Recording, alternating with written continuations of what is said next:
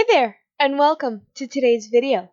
For today's video, we are doing something that I realize it's been a while since I've done. I actually haven't done any regular builds in a while. I've been doing a lot of challenges or doing a lot of weird builds, for example, the Christmas tree house or the presents house, but I haven't really just done a build. It's been renovations or challenges. So I thought, why not sit down and just start building. So at the beginning, you would have seen me just making boxes. I literally thought I want something geometrical, but I don't want something that has a lot of angles. So I ended up just building a lot of boxes, seeing what shape that gave me, and then seeing how I could make that work.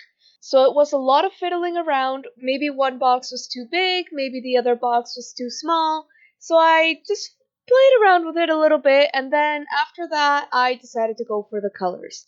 Now, for the roof, it is just a flat roof. This type of house didn't really seem like it would suit any other type of roofing. So I'm really glad in this situation that we do have platforms. I think flat roofs are pretty much the only thing I like platforms for.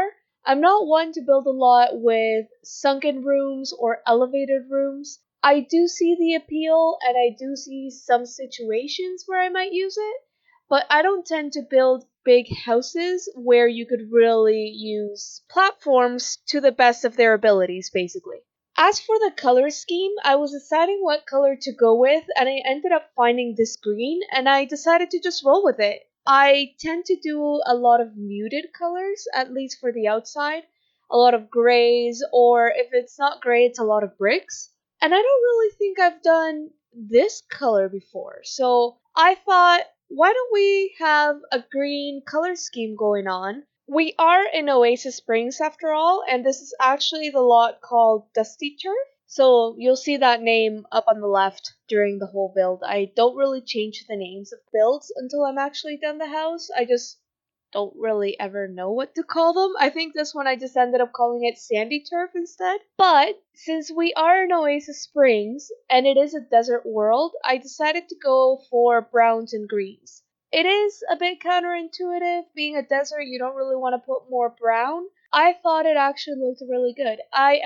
This lot was way too green for me, so I actually end up putting some sand all over it with terrain paint. I thought that might suit it a bit better since I don't think it would be really cheap or really easy to maintain basically grass that's this green in the desert.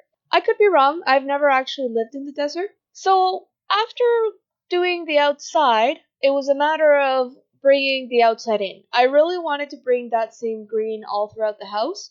So you'll see it a lot, especially in the main level, not so much upstairs. In the bedrooms, I always like doing more of a color scheme that might be suited to whoever is living in that room. So, not something that's as muted, just something that's a bit more colorful, I guess you could say. The kitchen was one of the weirdest layouts I've had by far. I have the range on one side and the fridge and the sink on the other side, but I didn't want to close off the house. I really wanted it to be a fully open concept, and I also wanted to keep the windows where they were. I really like the idea of corner windows. Basically, they wrap around the corner, but that also meant there were a lot of walls that I couldn't actually use as kitchen space. I could have had the kitchen be by itself, so have it be maybe more towards the middle of the house, probably put the stairs somewhere else. But either way, it was gonna mean closing off a bit more than I wanted to. I didn't even put a bathroom downstairs precisely because of that. I didn't want to close anything off. Not downstairs at the very least. Upstairs,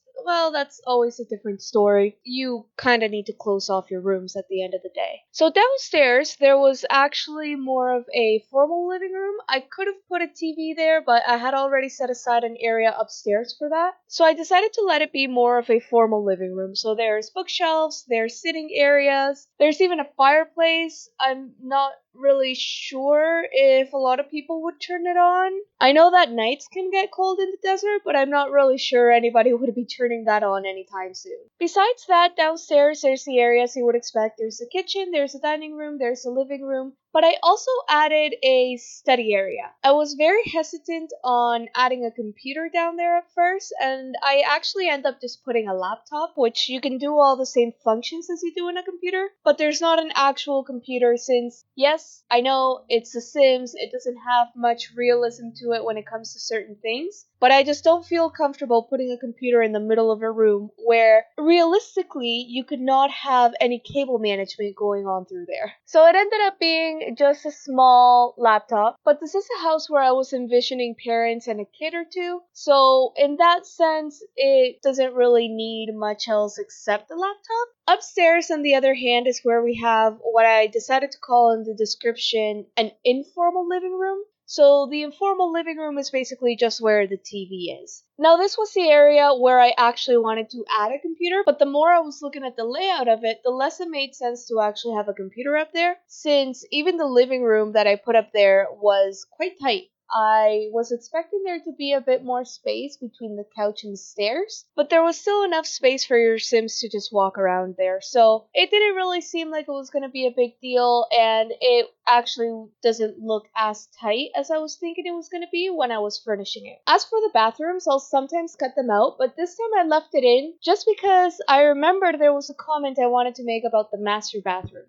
I am not sure if that functions. If you'll notice, it is, I believe it was a 4x2, and that bathroom actually ended up having a shower and a tub. I didn't want to put the shower tub combo. I'm not the biggest fan of them just because they're very clunky in The Sims. IRL, yes, they are quite clunky as well, but they're typically at the end of the bathroom, and it is nothing compared to The Sims. In The Sims, you can put walls down and actually look at your Sims, whereas that is not something you need to do in real life. If the shower tub combo wasn't such a giant object when you put the walls down trying to look for your Sim, I think that would be a completely different story, but in this case, it is what it is. That's how The Sims are. So I'm just not the biggest fan of it. So in that bathroom, there's a shower, there's a tub, there's a toilet, and there's a sink. What I'm not sure is usable is the toilet. I did use move objects and I scooched stuff over quite a bit. So I'm hoping that was enough leeway to actually be able to get to the toilet. But if not, I don't think it's the biggest deal either. You could always just get rid of the tub. It's The Sims. At the end of the day, you could even get rid of the sink or the shower. It doesn't really matter if you get rid of something or not. There is another bathroom on the second level, so you could always just have your Sim use that one if you don't really want to edit anything that is already placed in the house.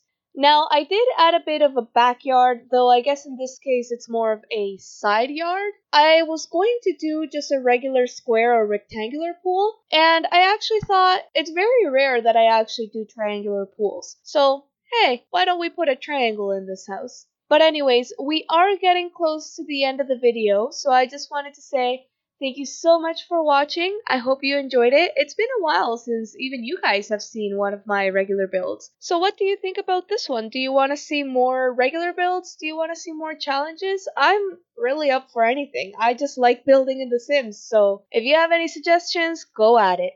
But anyways, thank you so much for watching this video, and I hope to see you in the next one. Have a great weekend.